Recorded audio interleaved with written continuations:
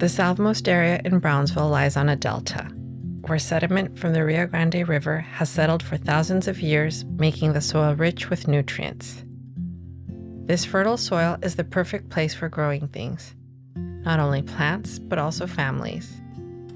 Today, we're at the La Posada urban farm to talk with anthropologist Dr. Silvia Solis about the connection between gardening and family. Hi, my name is Nurit Golonsky, and this is my district.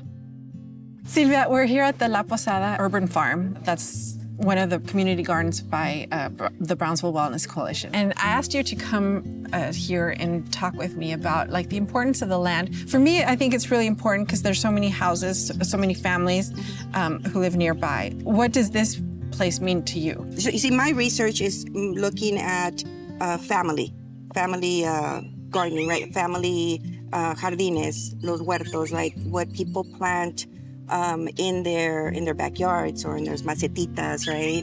There's a relationship that we have with land. As people who come from Mesoamerica, right? What are the tools that we carry to be able to survive and thrive? Mm-hmm. What I have found is it's El Jardín is one of those. I have a personal connection to the gardens. I knew a previous farmer that was also taking care of the gardens. She was almost a relative, era como una tía. And then I left to go get my PhD and came back. She passed away throughout those years.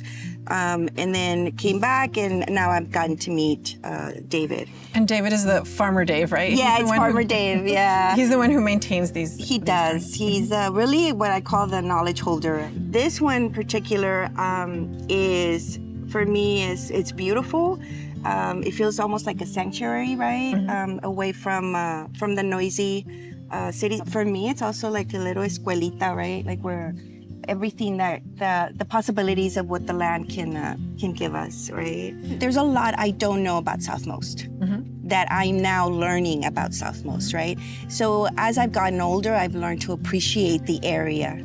It's a beautiful place to grow up, and I think I wasn't taught enough about the place I grew up in, that I was born in, that I wasn't taught enough about.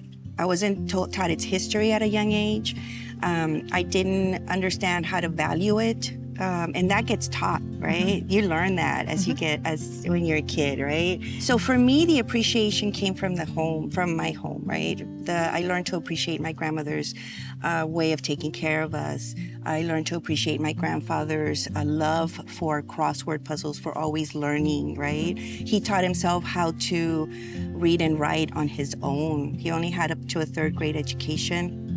And he was bilingual. He learned how to read and write in both languages on his own. But I wouldn't have been able to appreciate that if I hadn't been living with my grandparents. Which brings up the point about the multi-generational households. Living in a multi-generational household is very common here in Southmost, which I think is one of the strongest qualities our families have.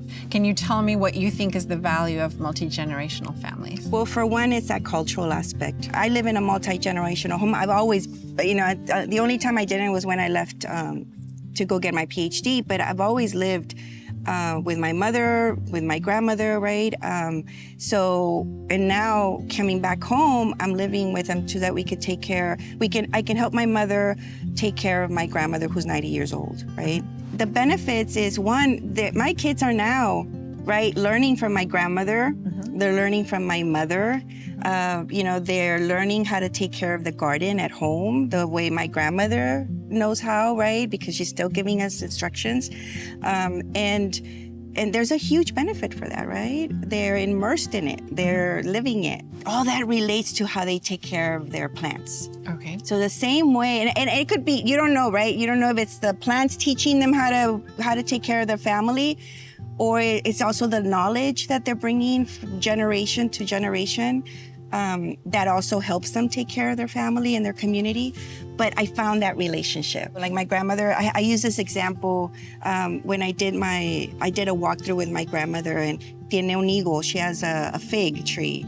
And the eagles, if you don't take care, if you don't tighten them up a little bit when they're growing, they grow everywhere, right?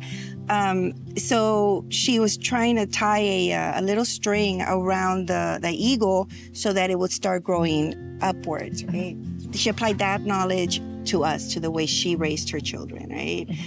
Making sure that you tie that you provide a structure in which your children can grow stable, right? And that way they themselves can give fruits or whatever it is that their life is going to be like, right? But you have to have a strong foundation for that. Thank you for that. That's a beautiful analogy, because I do feel strongly that that's one of the best assets of families in this area. We have that strong connection of unitedness and looking after each other. Yeah, I agree. I'm learning, right, how to appreciate more the home that I come from, and that includes the community. For me, I'm here right now at this point in my life, relearning from my community. So I try not to take anything for granted. Great. Silvia, thank you again for joining me in this conversation. I really like the analogy of your grandmother growing the fig tree. I think it's very representative of our families here in Southmost, and how we're very united and we support one another. Thank you, Nudis, for inviting me. I appreciate it.